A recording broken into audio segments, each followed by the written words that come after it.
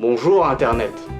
Hello. Prendre des bides, c'est jamais agréable. J'ai dit bide, B-I-D-E, pas un autre mot, ok? Faites attention. J'espère que vous allez aimer cette vidéo. C'est toujours gênant quand on monte sur scène que tous les comédiens d'avant, toi ils ont marché, toi tu passes, ça marche pas.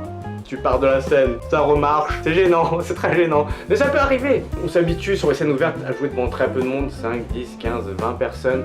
C'est un très petit chiffre. Imaginez à chaque fois que vous jouez devant 100 personnes, plus jamais vous faites des bides. Plus jamais. Imaginez que vous jouez devant 20 personnes et ces personnes savent ce que vous faites, savent exactement pourquoi ils sont venus. Plus jamais vous prenez un bide. Faut pas que ça vous traumatise trop. C'est pas parce que vous faites un carton que vous êtes devenu une superstar. C'est pas parce que vous faites un bide que vous êtes devenu une merde. Ça n'a rien à voir. L'humour, c'est pas quelque chose que vous allez perdre. Votre humour, vous l'avez. Vous êtes né avec, vous vivez avec, vous allez mourir avec. Faut pas surtout que ça vous empêche de tester des nouvelles blagues. Même si ça marche pas, gardez le sourire, restez bienveillant et voilà, restez cool. Des fois, le public est un peu timide. Non, ça peut arriver. Il manifeste autrement sa joie de vivre d'un battement de cils. Imaginez au casino, quand on va au casino, on peut acheter des jetons et on peut tester de gagner le jackpot dans la machine à sous. Pas tenter sa chance trop de fois parce que voilà, les jetons sont payants, donc on va tenter 5, 10, 50, 100 fois. Peu importe le nombre de jetons qu'on va mettre, le nombre de tests va être limité parce que les jetons c'est payant. Mais si demain le casino il fait une promotion, jetons gratuits pour tout le monde, tu vas venir au casino et tu vas tenter ta chance tout le temps jusqu'à gagner ces 1 million d'euros. Voilà, tester des vannes, c'est gratuit, c'est des jetons gratuits. Et vous pouvez gagner peut-être 1 million d'euros dans le stand-up, je sais pas. Ce que je fais aussi, quand ça marche pas, je le fais, je le conseille pas forcément à tout le monde, mais voilà, moi c'est mon choix de faire ça. Si ça marche pas au début sur un thème, et je change de thème. En plein milieu, je change de thème, je parle d'autre chose. Ouais, ça les intéresse pas, je préfère parler d'autre chose. Quelque chose qui va plus les fédérer, plus les intéresser. Voilà, c'est un choix, c'est pas forcément très chevaleresque, mais c'est mon choix parce que je veux pas imposer un sujet qui n'intéresse personne dans la salle. Et aussi, il faut penser à la personne qui va passer après vous, qui va jouer après vous. Si vous faites un four intersidéral de 7 minutes, pour la personne qui arrive après, c'est toujours un peu compliqué. Et aussi par respect pour les personnes qui m'invitent sur les plateaux, je sais quand même qu'il y a un minimum de rire lors de mon passage. On a trop d'orgueil quand on fait du stand-up, on voudrait que ça cartonne tout le temps. C'est pas possible, c'est juste pas possible. Du jeu, c'est pas que ça cartonne tout le temps, le but du jeu, c'est d'avancer. Je vous mettrai en bonus une petite vidéo avec ma façon de tester des vannes sur scène. Je sors mon portable à la fin, c'est pas un portable en vrai, c'est un iPod. Et je teste à la volée mes blagues. Même quand ça rigole pas, j'ai une petite pirouette, cacahuète, pour les décontracter, pour qu'il y ait un petit rire. Les gens m'en parlent des fois, ils me disent « Ah, vous êtes le mec qui a fait des phrases à la volée et tout ça. » Non, c'est vrai, les gens m'en parlent. Une personne m'en a parlé. Pour moi, c'est les gens.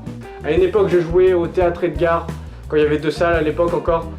On jouait le samedi et le dimanche à 17h. Et c'était dur, mon gars. Avec des trémolos dans la voix. C'était dimanche à 17h, c'était dans un théâtre. Oh, c'était très dur, on avait un quota d'invitation à l'époque. Mais c'était un horaire qui est difficile. Dans un théâtre, un public assez hétéroclite, on va dire. Voilà, hétéroclite. Ça arrivait parfois, pas tout le temps, mais des fois on prenait des bides énormes. Un truc intersidéral. Je garde un merveilleux souvenir. Je vous le dis franchement, je le dis vraiment du fond du cœur. J'en garde un très bon souvenir. Et je pense que tous ceux qui ont joué là-bas, à l'époque le dimanche à 17h, ils en gardent un bon souvenir parce que voilà, des fois il y a une bonne ambiance, des fois c'était très dur. Et voilà, on a survécu. Il faut survivre. Ok. Voilà, ok. J'espère que vous avez aimé cette vidéo. Moi par exemple j'ai aimé cette vidéo. Alors si vous avez aimé, mettez un petit pouce. Je sais que pour vous, vous dites c'est pas grand chose, mais pour moi c'est un vrai encouragement de continuer à faire des vidéos. Ça me prend un peu de temps, mais ça fait toujours plaisir que des gens les regardent et m'encouragent avec un petit pouce. Ça me rend heureux.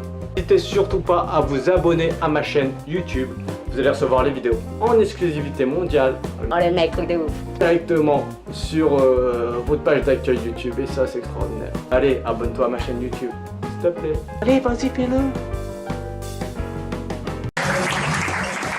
Ça va? J'ai piraté mon couteau de mail.